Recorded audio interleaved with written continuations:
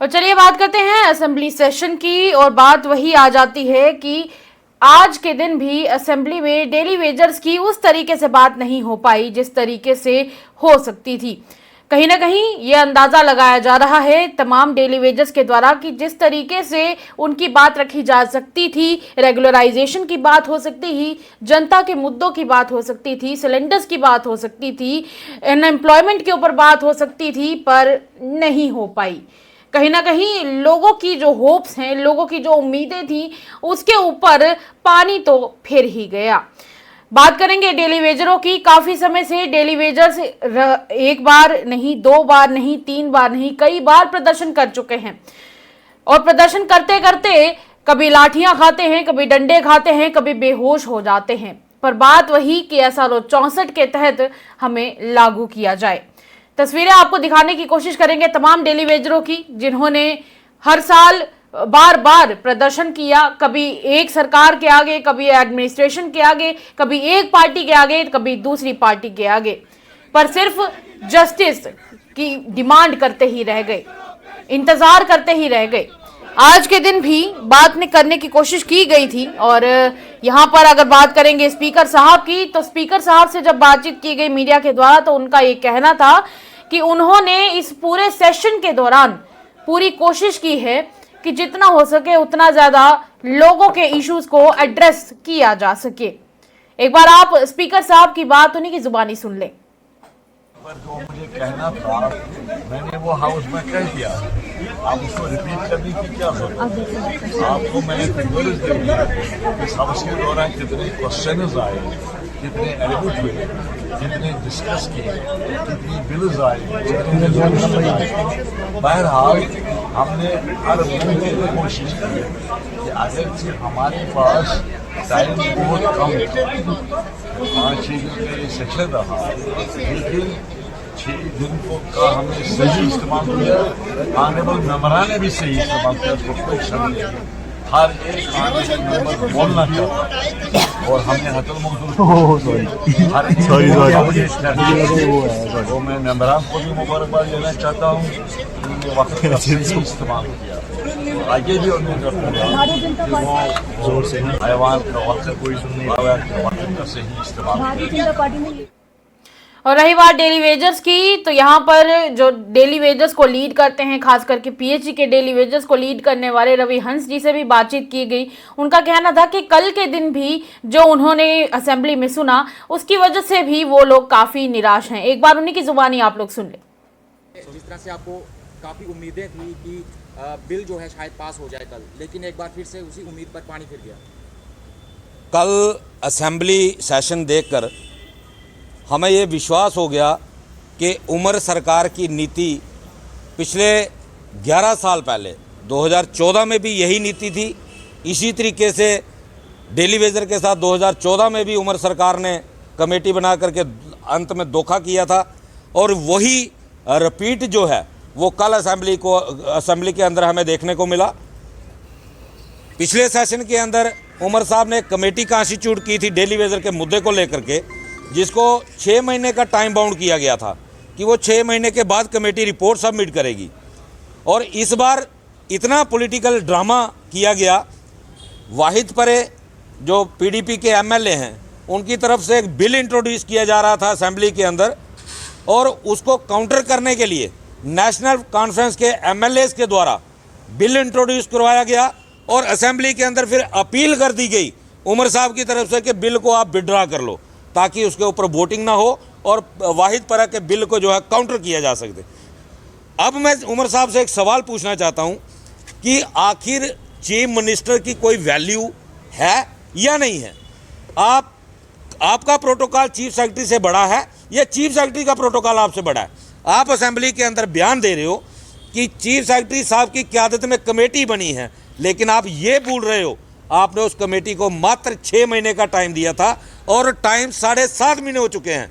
आपका under rule ये बनता था, आप उस कमेटी को तलब करते और पूछते कि आपने टाइम बाउंड मैनर में क्या कार्रवाई जो है वो डेली वेजर के हक में की है।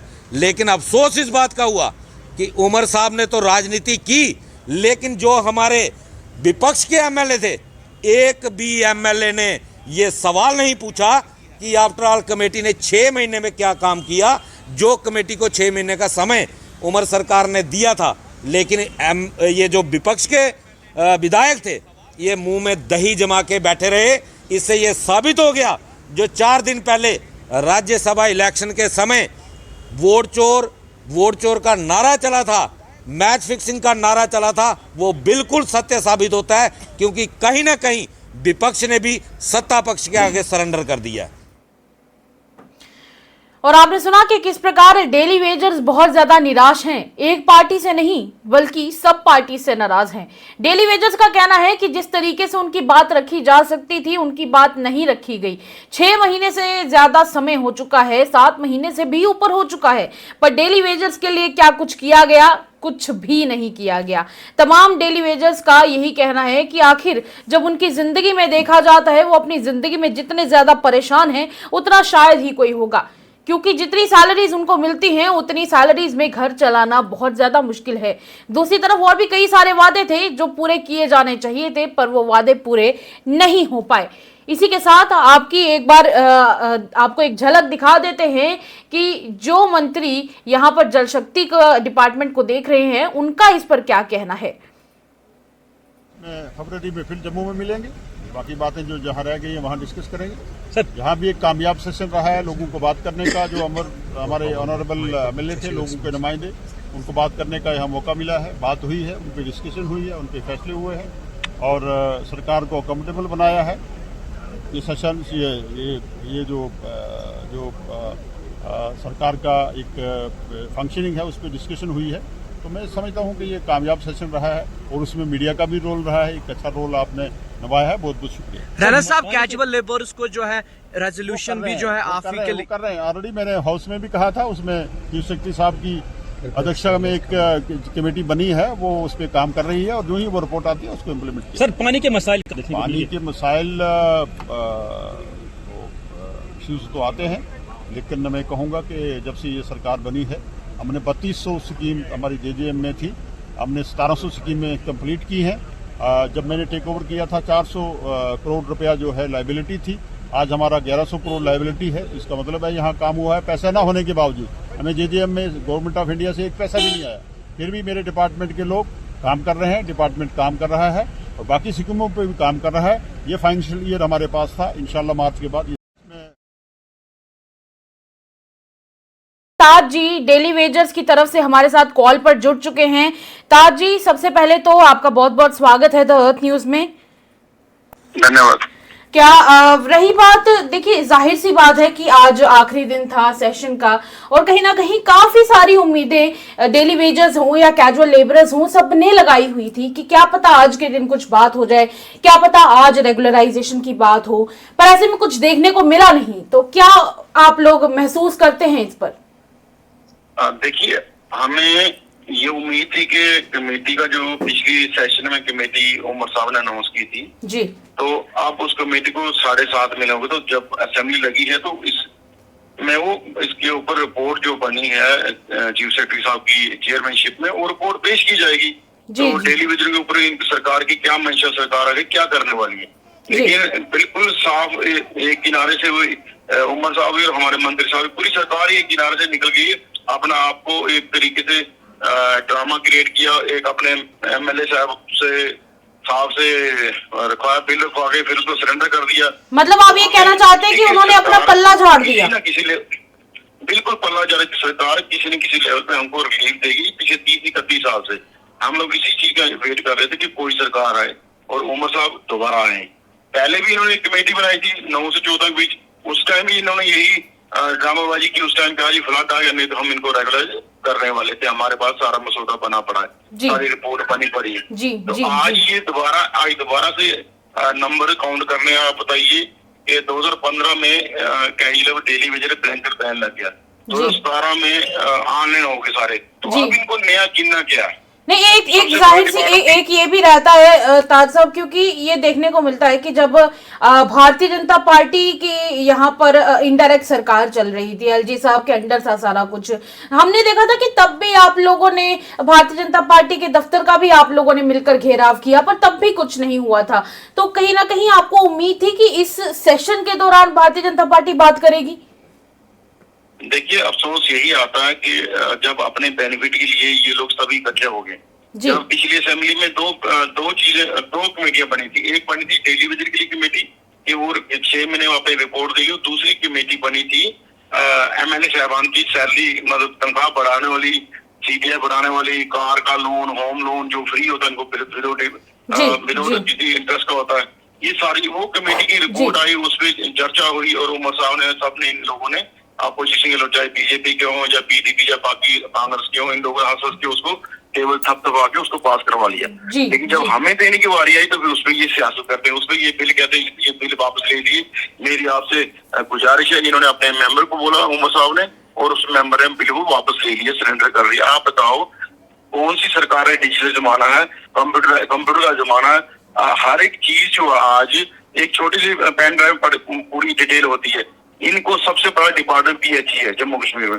पीएचई की डिटेल मेरे जैसे एक डेली वेज के पास पड़ी, पूरी जम्मू में कितने, कश्मीर में कितने, बाकी डिपार्टमेंट किसी में 40 किसी 50 200 किसी 500 2000 3000 वो डिटेल लेने में 6 महीने तो लगते ही नहीं है।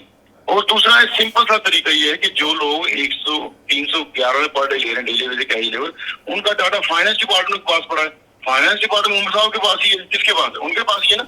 तो वो अपने डिपार्टमेंट को कॉल करें, चीफ सेक्रेटरी साहब से मीटिंग करके। और हमें जहां तक ये नॉलेज है कि जो कमेटी चीफ सेक्रेटरी साहब की चेयरमैनशिप बनी, उस कमेटी की मेरे को लगता है मीटिंग कोई नहीं हुई। जी जी। ना हम जो स्टेक होल्डर है उस कमेटी के, जो हम डायरेक्ट अफेक्टेड लोग हैं, स्टेक होल्डर, हमसे किसी ट्रेड यूनियन लीडर से, किसी ट्रेड यूनियन से या कश्मीर जम्मू से बात ही नहीं की, बुलाया नहीं। अच्छा, ज्यादा दूर क्यों जाना ताज साहब? एक सिंपल सी बात है, ज्यादा दूर भी क्या जाना है? देखा जाए अगर उस हिसाब से एरोगेंसी, मैं सुनाता इन लोगों की सरकार की एरोगेंसी देख लो कि जो लोग स्टेक होल्डर जो डायरेक्ट अफेक्टेड उनको भी इन्होंने बुलाया नहीं। बिल्कुल नहीं बुलाया। आपको क्या तकलीफ, आपकी क्या तकलीफ है, हम इस कमेटी की रिपोर्ट के माध्यम से सरकार तक पहुंचाएं। तो इसलिए हम दोबारा तैयारी करें 10 नवंबर को।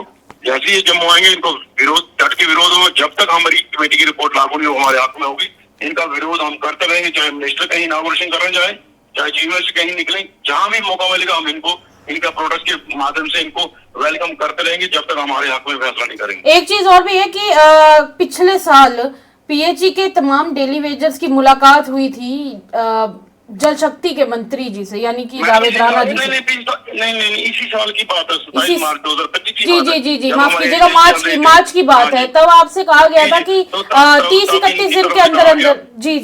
इनसे तरफ से कहा गया था कि आपकी जो जायज मांग है, ये 460 करोड़ जो पेंडिंग है जम्मू प्रोविंस का, कश्मीर का जो 50-60 करोड़ पेंडिंग है, ये जायज मांगा। हम 2 या 3 किस्तों में आपका ये पेंडिंग दे दो। पहली किस्त अप्रैल के महीने में आ जाइए, मार्च को बात हुई, ठीक है।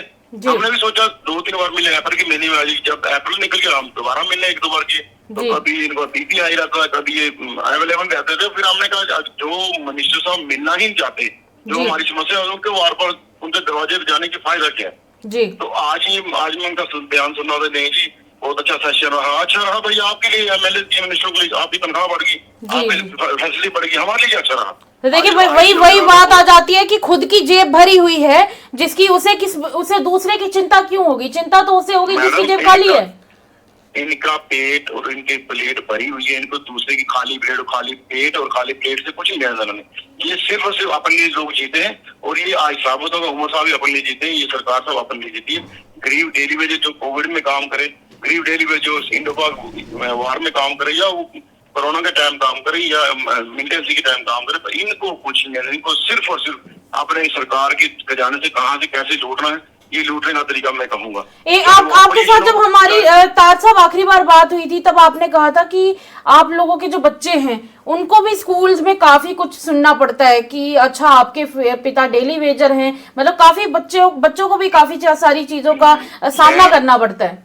मैडम, मैं आपके माध्यम से सरकार को दोबारा कहूँ, और तमाम सोशल इकोनॉमी के लिए, देखो आप जो फाइनेंशियल कुछ नहीं होगे तो आप नेचुरली आप अपने बच्चों को छोटे स्कूलों में डालोगे या सरकारी स्कूलों में डालोगे। मेरे जैसे चंद लोग होंगे जो घर से जिनके पेरेंट्स ठीक थे या फाइनेंशियल ठीक है, हम मेरे से चंद लोग होंगे, 5% कर लो आप 60,000 में, ठीक है। बाकी जितने लोग हैं वो 9,000 में बड़ी मुश्किल से गुजारा कर, या बच्चों को पढ़ा लें या बच्चों का खाना खिला रहे हैं। अगर स्कूल की फी लेट हो जाएगी तो स्कूल में बच्चों को भी, स्कूल वाले भी ठीक है अपनी जगह, अगर उनको हम फी नहीं देंगे टीचर को सैलरी कहाँ से, टीचर कहाँ से लाएंगे। लेकिन बच्चों को तंग किया जाता है, बच्चे मजबूर होते हैं, बच्चे कई बार स्कूल जाने के लिए मना कर देते हैं और पेरेंट्स डिप्रेशन में है, कहीं साथी डिप्रेशन में, एक कह रहे क्या अपने खुद बीमार है, माँ बाप बीमार है, ट्रीटमेंट कराए। आज इस उम्मीद पे लोग 30 साल निकल गए, आज कोई सरकार अच्छी आएगी, आज कोई चीफ मिनिस्टर आएगा, आज कोई एलजी आएगा, आज कोई गवर्नर अच्छा आएगा तो हमारे लिए कुछ सोचेगा। लेकिन ये करते करते कहीं साथी बेचारे रिटायर हो गए, कहीं कोई डेथ होगी। आज हालत ऐसी है कि हम एक अलग कैटेगरी बन गए समाज में, और बच्चों को एक अलग, हमें तो सोशल बर्दाश्त किया, आज बच्चों को भी बर्दाश्त करना समाज की नजरें। जी जी जी जी जी जी। और दूसरी तरफ ये भी देखा जाता है कि एक किस तरह का मेंटल प्रेशर आप मतलब बर्दाश्त करते हैं इस दौरान। आपके जख्म को खुरेद नहीं रहे हैं, पर जाहिर सी बात है कि जनता को और खासकर हुक्मरानों को बताना जरूरी है कि आप लोग क्या महसूस करते हैं। मैडम आप सच्चाई बता रहे हो, आप हमारे जख्म नहीं खुरेद, आप सच्चाई बता रहे हो, समाज की और डेली बेसिस की सच्चाई बता रहे हो। जी उमर साहब को बने साल हो गया जी, यही उमर साहब 2009 से 14 तक ये रहे चीफ मिनिस्टर, पूरी पावर इन जाएगी जी जी, ठीक है। जब इनके हाथ में सब कुछ था, आज कुछ पावर इनके पास नहीं, जैसे ये कहते हैं मेरे पास पूरी पावर नहीं है। आज ये एक साल में कभी कोई बयान देते हैं जैसे लगता है आदमी जिसको जो बैलेंस नहीं है उसकी बातों में। आज कुछ बयान दे, ये फ्रस्ट्रेट हुए हैं, एक साल में इनको पूरी पावर नहीं, तो हम 30-31 साल से कैसे बगैर पैसे की बगैर पावर कैसे रह रहे हैं। नहीं, पर पावर मिलने से पहले तो उमर साहब ने ये भी कहा था कि जब हम पावर में आएंगे तब सबसे पहले तो हम तमाम डेली वेजेस को ही पक्का करेंगे। मैडम यही है ना हमारी फ्रस्ट्रेशन, देखो 30 साल की हमारी फ्रस्ट्रेशन हम कैसे निकालें, आज इनको एक साल ही बर्दाश्त में होते, पूरी पावर नहीं है जी। इसलिए हमारा सवाल उमर साहब से है, आप एक साल में परेशान हो, हम 30 साल से परेशानी चल रहे हैं, तो अगर आपके हक में है, आपके हक में है, आप कैबिनेट डिसीजन करके एलजी साहब का पास फाइल भेजो। अगर एलजी साहब नहीं करेंगे फिर हम एलजी साहब के दरवाजे पे रिक्वेस्ट करेंगे, आएंगे, नहीं तो प्रोटेस्ट करेंगे। यही हो सकता है हमारे पास, यही है। आप अपनी रिस्पॉन्सिबिलिटी से मत भागो, वो सब अपनी रिस्पॉन्सिबिलिटी से भाग रहे हैं, और ये भागने का कारण है लोगों में इनकी क्रेडिबिलिटी में फर्क पड़ गया, इनकी जो बहानी कतलियां करने में फर्क है। चलिए शुक्रिया ताज जी, आपने काफी सारी बातें हमारे साथ साझा करी, धन्यवाद। और ये थे मेरे साथ डेली वेजर ताज सिंह यानी कि राजिंदर सिंह ताज, जिन्होंने कहा है कि कहीं ना कहीं एक जाहिर सी बात है कि जिनका पेट भरा हुआ हो उन्हें किस बात की चिंता होगी।